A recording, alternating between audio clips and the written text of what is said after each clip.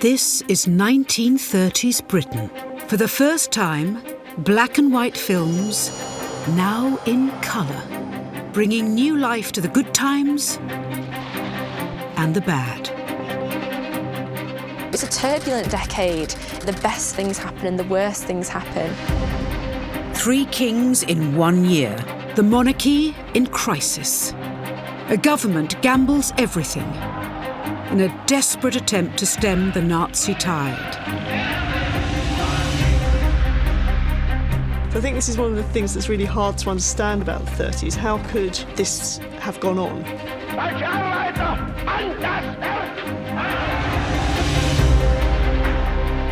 This time, the shadow of the First World War still looms large over Britain. The people revolt. It was a very, very dramatic moment in British history. Brave men and women made their feelings known. Fascism gets a British poster boy. He was incredibly charismatic, Oswald Mosley. You only had to ask his long line of mistresses for proof of that. And a nation is tested to the limit. The ordinary people had come together and said, not in this country. This is the 30s in colour. Countdown to war.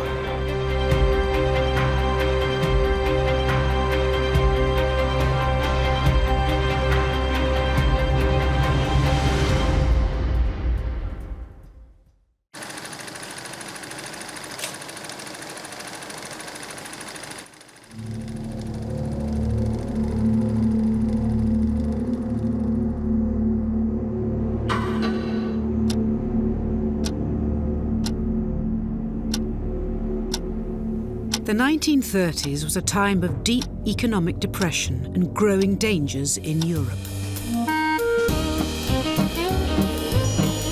But at the beginning of the decade, British people were determined to enjoy normal life. The memory of the First World War was only 12 years old, and peacetime had brought a newfound sense of hope and freedom. In London's West End, new clubs and cabaret theatres were packed with men and women dancing to the latest jazz hits from America.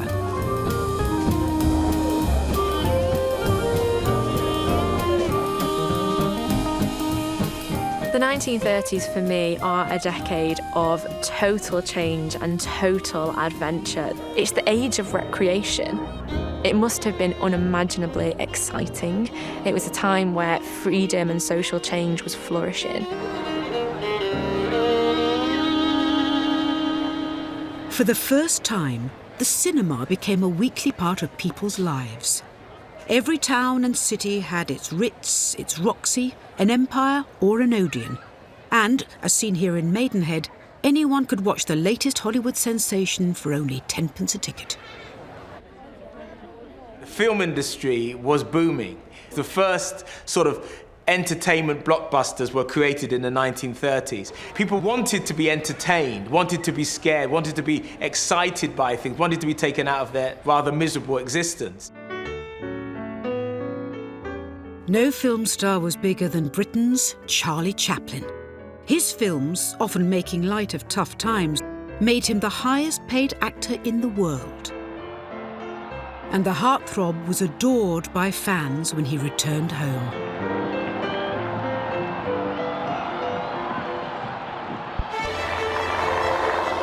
The nation was hungry for heroes, and they found a real one in the shape of a 26-year-old pilot from Kingston upon Hull.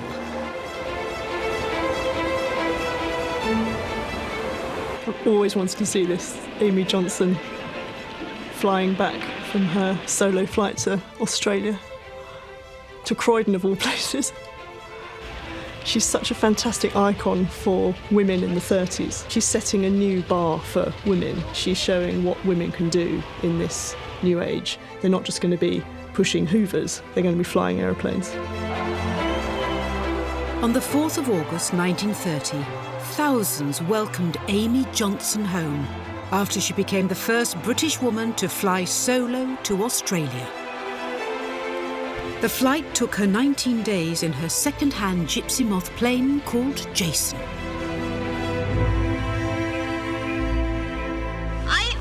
to show you by my flying exactly what I feel about England, how I love England and its people, how glad I am to be back home. And this is absolutely wonderful. There's this incredibly strong, independent woman trying to give a speech, and a man reaches out from this crowd of grey men behind her and tries to adjust her position towards the microphone, and she tolerates it for a second, then she looks so annoyed. She shrugs him off. This is a modern woman who does not need an old bloke shoving her towards the microphone. She was making herself heard perfectly well without him, so I loved that moment. There's actually quite a few women flying planes, driving racing cars, that take advantage of these new technologies of the 30s. And really the strange thing is that doesn't continue into the present. I think there's only 5% of airline pilots today are women. You think, what happened to all those Amy Johnsons?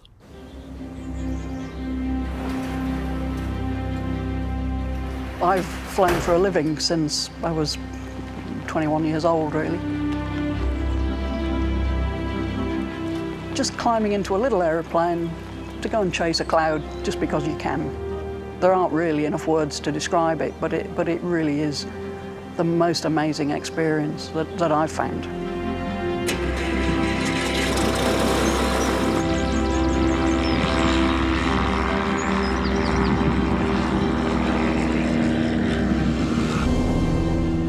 It's a sensation of freedom, of peace. You get a view of the world that people don't see. There are no borders, there are no boundaries. Bravos down my tongue. Growing up in Hull, Kath learnt to fly at the same aero club Amy Johnson flew from in the 30s.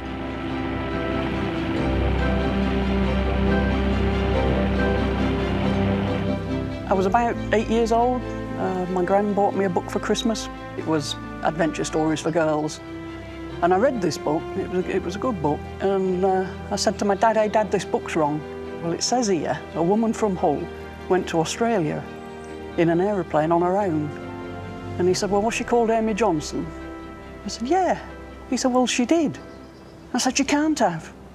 I said, "Why can't she have?" I said, "She came from Hull." And I just could not believe that anybody, male or female, from Hull had done anything that impressive, that I started reading everything I could lay my hands on to find more about Amy Johnson, and what a fascinating woman she was.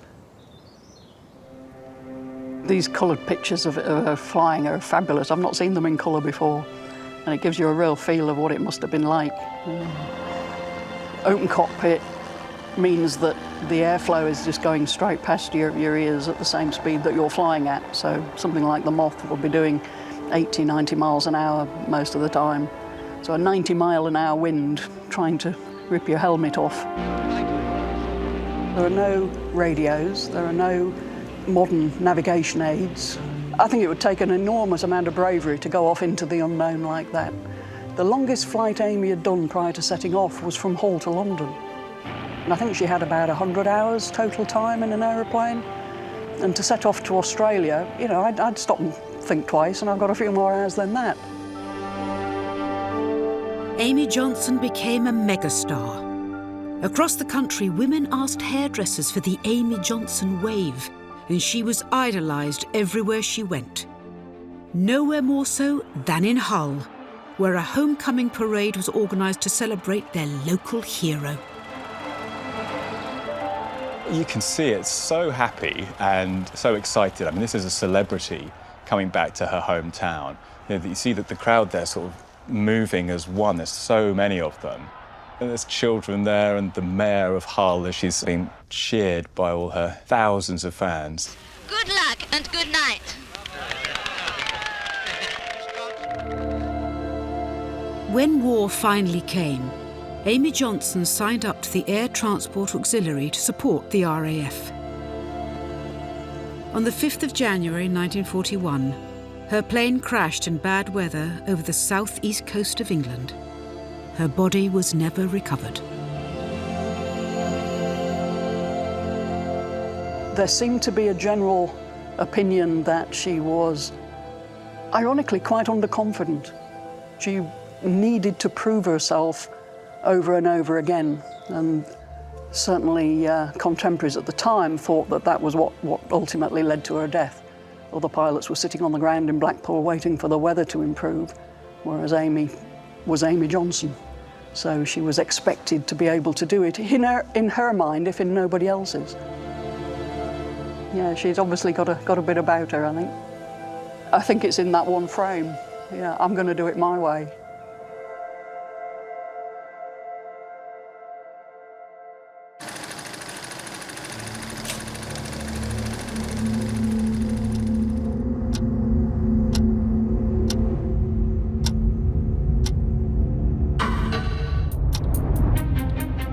As the Depression deepened, it meant hunger and hardship for millions.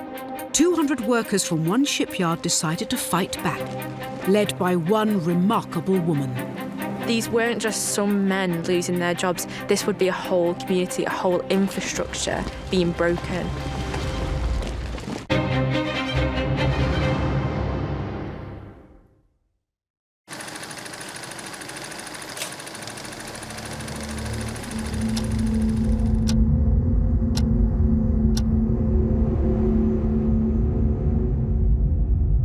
By October 1931, the full force of the Great Depression had struck Britain with devastating effect. Unemployment doubled to 3 million in just 12 months. Prime Minister Ramsay MacDonald had no answer to the economic crisis. His coalition government cut unemployment benefit as Britain's workers paid the price in an era of austerity.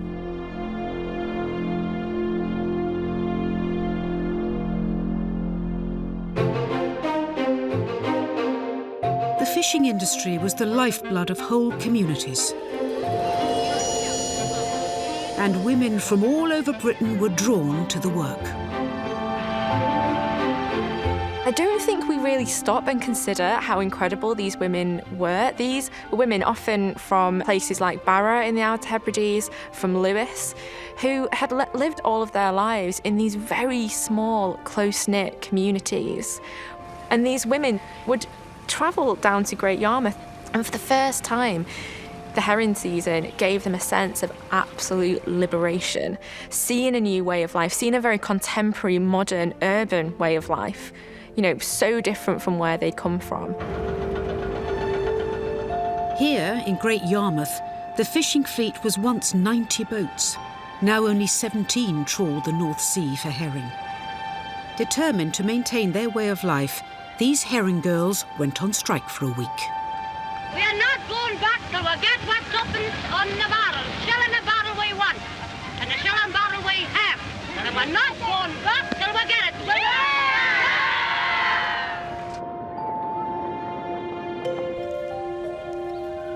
The women successfully achieved that extra shilling, and the spirit of the herring girls still exists today in traditional fishing communities, like here in Hull.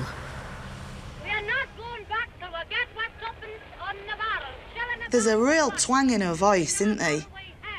She looks like a leader, doesn't she? She looks very powerful, and her body language and the way she's, you know, putting her fist into her hand. Yeah, that's what your will is to. Yeah. Your will is what we want. Yeah. We're from a massive fishing family. All my mum's uncles went to sea, all Nana's brothers.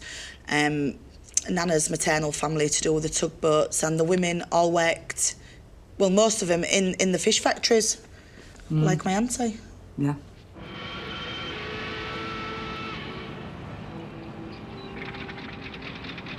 Know about the smell? Oh, don't go there. Oh, Jesus God. You could whiff it before you even get out of bed. The smell. Oh, walking in the morning. Oh, God. There's a real social hierarchy about fish houses as well. You'll ask some women and they'll say, did you work in fish house? And they'll go, never. I'm a lady. And then other women, like Pat, absolutely loved it, embraced it. She didn't care about the smell or the long hours or the hard work. But you had a certain time, a certain limit to get your work done, get it out. But if you got your work out, then you got a bonus. Once you've done that, then look forward to Thursday, payday.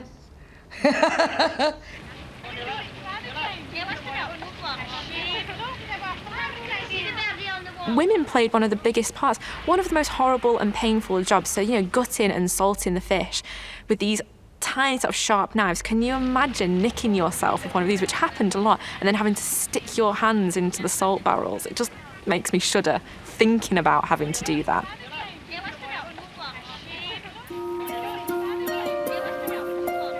The kids of today are never going to know that feeling of living like that. Yeah. And how everyone was in the same boat. It was hard. It was hard. Every time your son or your husband or your brother went to sea, I could imagine the anxiety was through the roof. I think about our kid going to sea and I think, oh, God, I'd have bloody nightmares. Every single family was the same. And it brought that togetherness. If one family had a tragedy, it was a community tragedy. Everybody felt that. They all stuck together, didn't they? They all stuck together. No matter what happened, No. they all stuck together. And we do still now.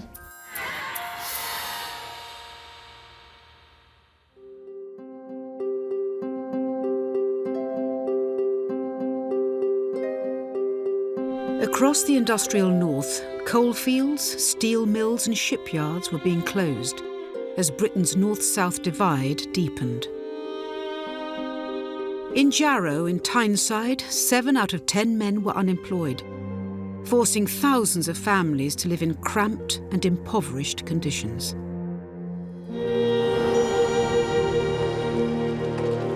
With no other options, the men took to the streets, determined to show the prosperous South the reality of life in the North.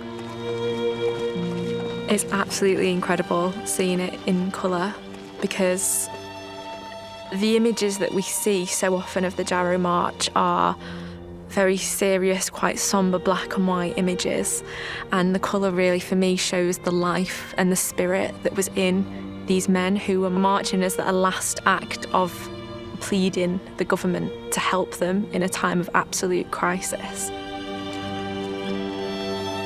Representing the hopes of their whole community, 200 men set off on the 300-mile march from Jarrow to Westminster, armed with a petition demanding the opening of a new steelworks.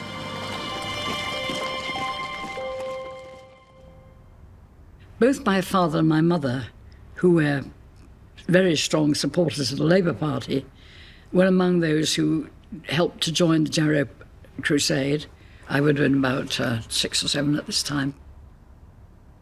The Jarrow March involved scores of people, hundreds of people. People were adding themselves as they walked through one town after another as they went south, stopping, talking to people, making speeches. It was a very, very dramatic moment in British history, something where brave men and women made their feelings known.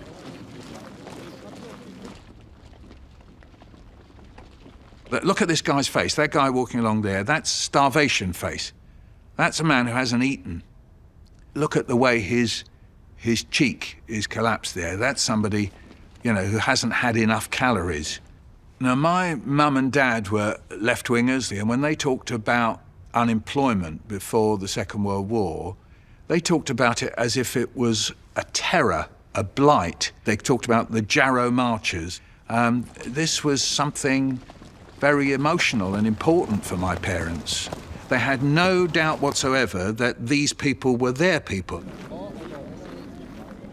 Front and centre of the march was Ellen Wilkinson, the MP for Jarrow. Born to a poor working-class family in Manchester, she understood firsthand how desperate these men were. And to see Ellen Wilkinson in particular in colour, this was a woman who was known for her sense of vivaciousness, her style, her bright red hair. She was known as Red Ellen. She was known as the fiery particle because of that. She has affairs and she learns to drive and she smokes like a chimney. She takes all of these things that women would previously have been criticised for doing so socially and openly, and she just does them. She was a thoroughly modern woman, and yet we've only ever seen her in black and white before. There was no longer the old distinction. Men marked in crusade, women kept their mouths shut and didn't say anything. You couldn't do that with someone like Ellen Wilkinson. The dog in Jarrow, and you can see him, he's a little black Labrador here, just walking behind the petition. This dog is an enigma, but the story that we tend to stick by is the dog was an elderly woman who lived in Jarrow, who just as they set off, decided to join them on the march. And she just said, yeah, just take him with you. So he went all the way with them to London. He wasn't any of the men's dogs. He just kind of saw them walking, thought, I'm going to go along. Ellen Wilkinson led the marchers through the gates of Westminster on the 31st of October, 1936. But public support was all they would receive. Their month-long march was met with only a few minutes' debate and little else. They were actually given more support and cared for more on this march than they were being in their own hometown by their own government. So it was such a crucial part of history, and even though it failed short term, what happened after the war, the welfare state coming in, changes happening to society to support men like the men of Jarrow, was partly because of what happened.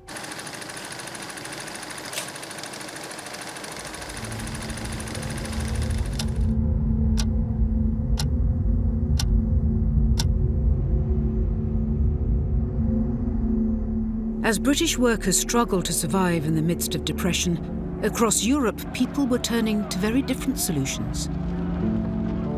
In Germany, 1 in 3 men were unemployed. But propaganda films like this proudly portrayed a nation rebuilding after the First World War. There were very large-scale sufferings on the part of ordinary people in Germany. The young Germans were invited to join the Nazi Party, invited to take part in the rebuilding of the cities that had been, in many cases, badly shelled or bombed in the First World War. In January 1933, the Nazi Party was the largest in Germany, and Adolf Hitler was sworn in as Chancellor. It was the first time he had ever held a position of power. Unsere Fähigkeit, unsere Entschlusskraft, als Arbeiter an das Werk!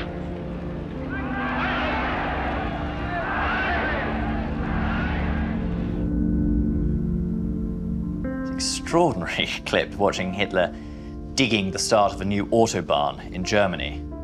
Well, this is Hitler very literally putting the German people back to work. If you think that we had an unemployment problem in Britain in the 1930s, it was an awful lot worse in Germany, which had 6 million people unemployed when Hitler came to power in January 1933.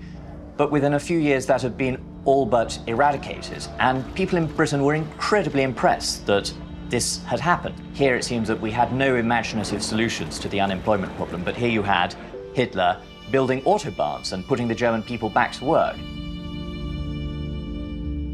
So he portrayed himself as kind of Germany's savior, really. And by showing that he was purporting to show that he was an ordinary worker, an ordinary person from the lower classes, he portrayed this image of uniting all social classes in the Germany that he was creating. He saw himself and was seen by others as being part of the architects of the new world. And a lot of people in other countries, not just in Germany itself, but even in France and Britain and so on, there was a sense of amazement, delight, excitement about the rise of the Nazis.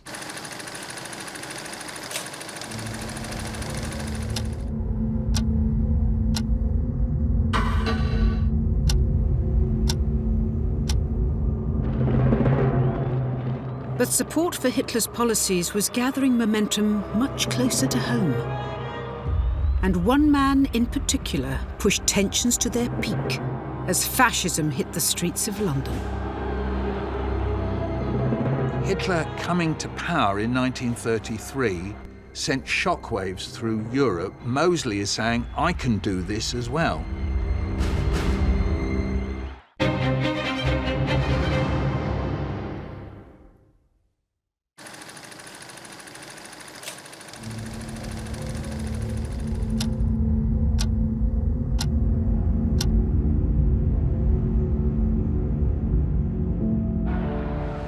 By August 1934, Hitler had violently eliminated his rivals and was now Führer, with complete control over Germany.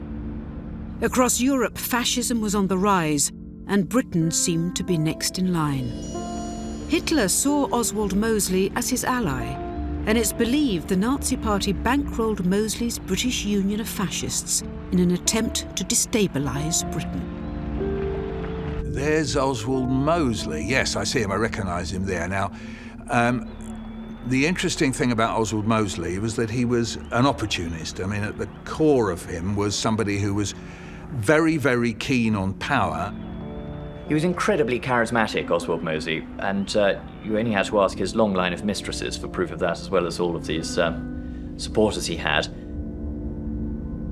But you can see him in a very expensive suit there. He was never short of dosh, was our Oswald. A complete hate figure for my parents. My mother at the tea table, when she said Mosley, you could just see the emotion in her face. This was as if Hitler was amongst them in the East End, that he was interested in terrorising working-class Jews, and he had the backing of Lord Rothermere.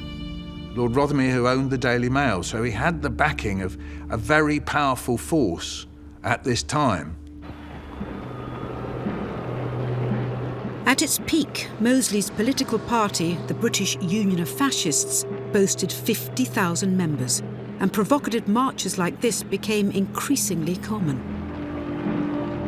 At the beginning, he has a lot of support because people at the time are thinking, you need new ways to approach these unprecedented problems of mass unemployment in the aftermath of the Great Depression.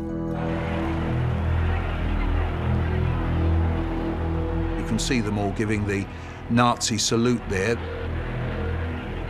Mosley can appear sometimes as a sort of joke figure and irrelevance, but at the time, Mosley, in a sense, had the backing of these huge powers, Hitler's Germany, Italy and Spain, and it felt as if Mosley had the momentum going with him.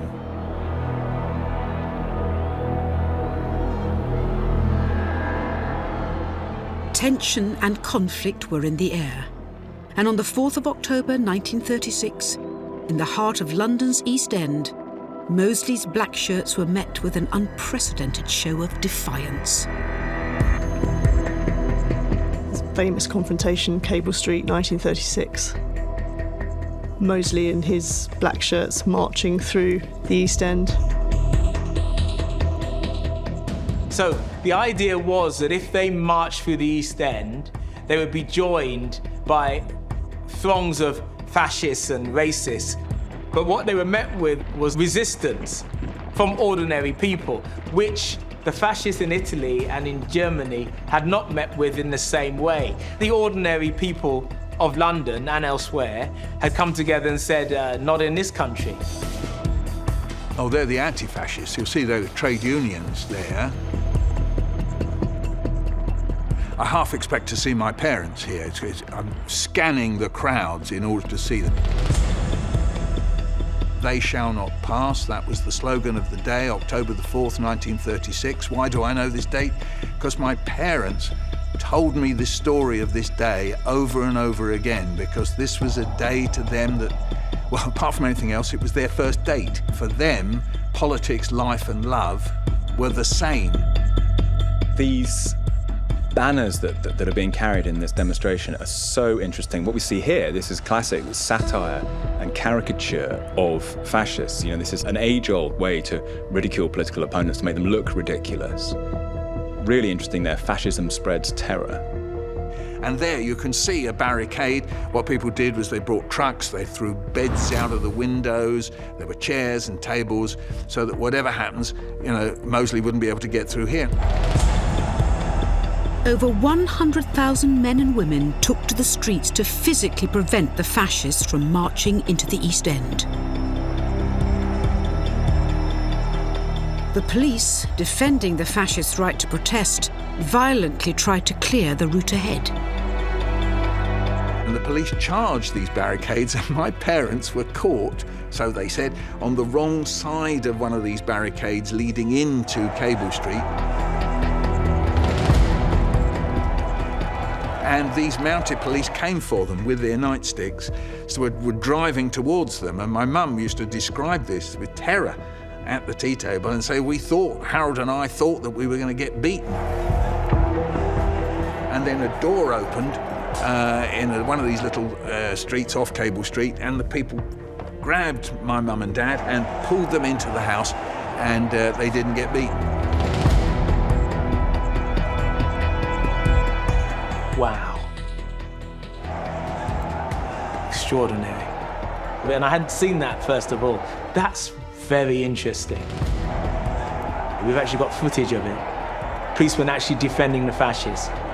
There, he's just knocked him out. He's just knocked that guy out. He's just whacked him there, the guy with the hat. And then right in the middle of the screen, you can see there, boomf, right to the chin. And there he goes again.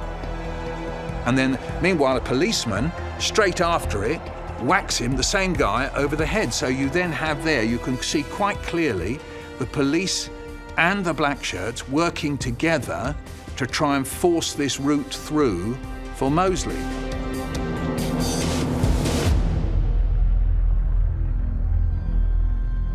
After 2 hours of fighting, Mosley was forced to turn back.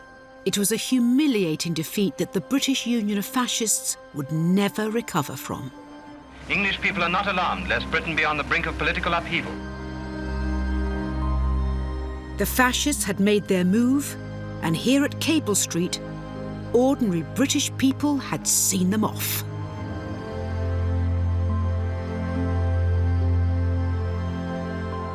I don't think it's surprising that the British public spurned the British Union of Fascists. But I think most people thought that it was incredibly un-British, and later on, Diana Mosley, wife of Oswald Mosley, was asked famously in an interview if she regretted anything about the movement, and she said no. And then she said, oh yes, the jackboots. I always told him that the British would never go for jackboots, and I think that's quite true. It was considered a bit vulgar, foreign, aggressive, not our way of doing politics by calm consent.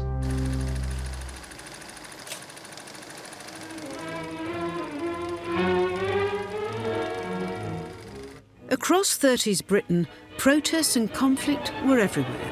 But a class battle was brewing in the most unlikely of places. Let's take a walk and enjoy one of the cheapest, healthiest and most inexpensive pastimes never invented. Young ramblers were leading the fight for the freedom to roam the British countryside. This is fascinating. I think also in the 1930s there's a desire amongst some people to challenge class position and to think about the countryside as part of their heritage, and a feeling that England should be a home fit for heroes as a result of what they had suffered in the First World War. They wouldn't be recognised as ramblers today, probably, other than the hobnail boots, which is probably a giveaway. It is lovely because on their faces you can see that real look of enjoyment of the sheer freedom, and when you think of the conditions they were working in and what cities were like at that time. So a lot of these people were living in slum housing, they were working very long hours, in very poor conditions. The people of Manchester and Sheffield could actually see these wonderful hills, Kinder Scout, from their homes and their workplaces. But the terrible thing was, in the 1930s, they weren't allowed to walk on them. This was a forbidden mountain, if you like. The pressure for access to land was growing. Throughout the 30s, ramblers risked arrest and violence from landowners by deliberately setting foot on private land. The most famous was the Kinder Scout mass trespass in the Peak District, where 400 ramblers were led by a 20-year-old activist from Manchester, Benny Rothman. A lot of them were relatively young, they were in their 20s, and they were very politically motivated. Young people on the left would have joined the Communist Party. It was a large mass party at the time. And I think that Communist Party membership has to be set against the rise of Nazism in Germany, anti-Semitism in England, and a British political system that was in some chaos at the time. So they would have seen that as the biggest way of opposing the rise of fascism.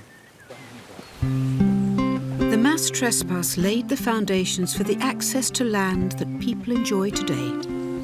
And the Peak District was eventually designated Britain's first national park in 1951. That's why Kinder and the trespass is so important, that we're still able to enjoy this even today, but a lot of it is thanks to these brave young men from the 1930s.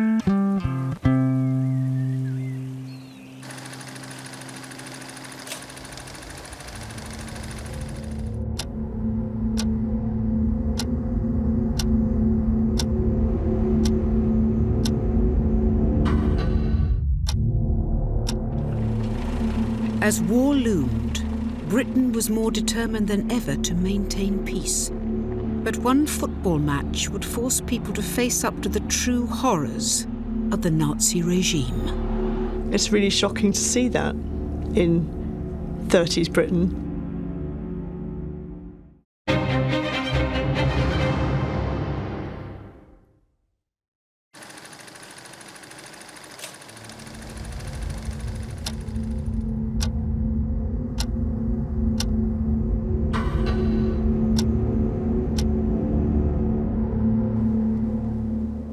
As uncertainty intensified abroad,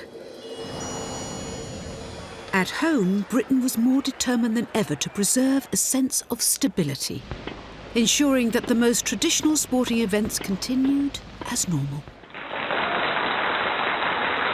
Once again, it's the magic of the green courts and the ping of the ball on the racket. During the mid-30s, Fred Perry dominated Wimbledon, winning 3 consecutive singles titles. And whether it was a national spectacle or a kickabout on the back streets of East London, sport bound communities together.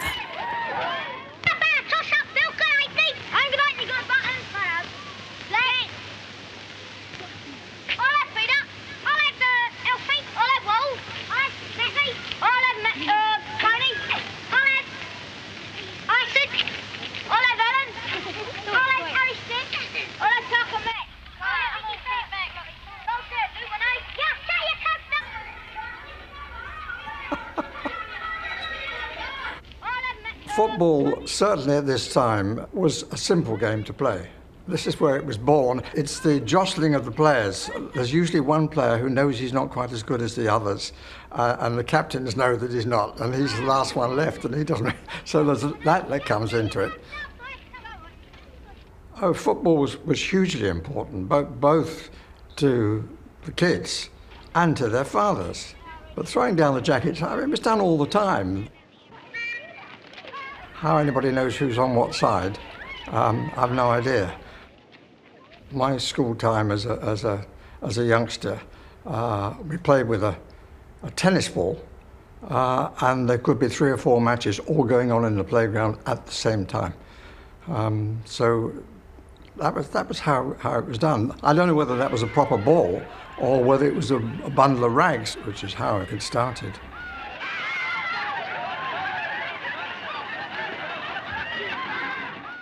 It is fairly chaotic, but there's a different sort of law in those days, as we see how people are reacted to by the law and by the mother.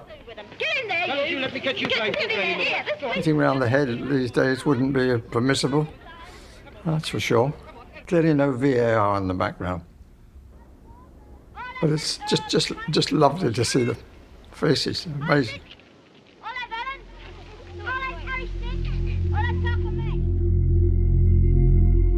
On the 4th of December 1935, the beautiful game divided the nation. England played the German national team at White Hart Lane in North London. It was the first time the 2 teams had ever played each other in England. On the morning of the match, London is flooded with 10,000 German supporters out to enjoy themselves. The story of this match is really fascinating, I think. And this wasn't just a football match, this is a political spectacle. The match is very heavily policed, way more than your regular match would have been. And this police car with a megaphone on the top is actually broadcasting messages in German to the German fans, exhorting them not to antagonise the English supporters. There's always been a special rivalry between England and Germany. How much it was heightened at this time, I don't know. It's certainly stayed ever since. There is a special determination. Got to beat the German. It's a really contentious decision to actually host the match. I think there was an agreement that no swastikas, no flags would be brought or worn. As the teams come out together, a German and an Englishman side by side.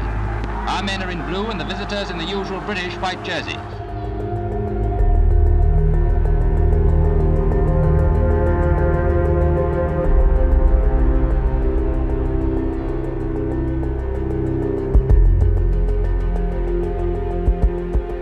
There's that moment on the pitch when the German players will do the salute. It's really shocking to see that in 30s Britain, especially when we've got this fight against homegrown fascism going on. First comes the important ceremony of saying Heil. And it leaves a slightly uncomfortable feeling. There was no reference by the commentator in the piece in the Pathé News, so he was obviously told whatever his own views. He should just report what he sees. By 35, the world is waking up to what Hitler is doing. He's building autobahns, he's beginning to rearm, he's already locked up the trade union movement, the left, there had been pogroms and attacks on Jews. He's abolished democracy.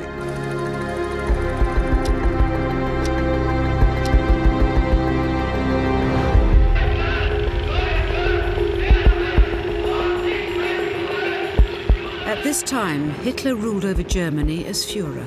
He started to build up the Luftwaffe, brought in conscription, and in September 1935, he introduced the Nuremberg Laws, stripping Jewish people of their basic human rights.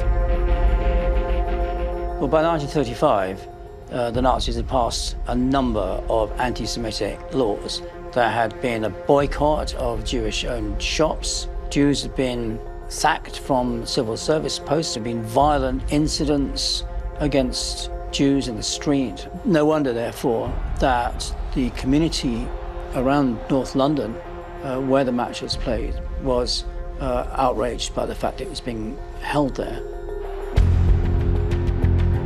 The magnificent display of fast and furious football, but always England have just got that little extra something that the others haven't. One may wonder when one sees this match why the British government would allow such a thing to happen. But I think there was a general concern of appeasement. Many people were afraid of another war, and appeasement, even with Nazi Germany, would have been considered as preferable to going to war. And the end sees England winners by 3-0. But the comfortable scoreline did not ease the controversy surrounding the match. A lone Nazi flag flew over the West Stand. One England fan climbed up and tore it down, determined that the swastika would not fly over his patch.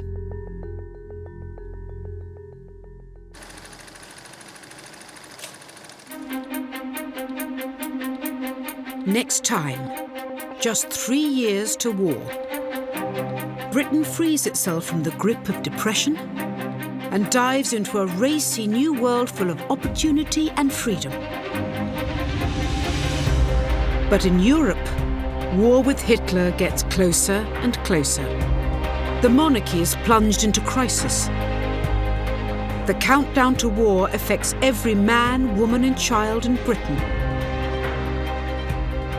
And the hopes of a nation rest on one last-ditch attempt for peace.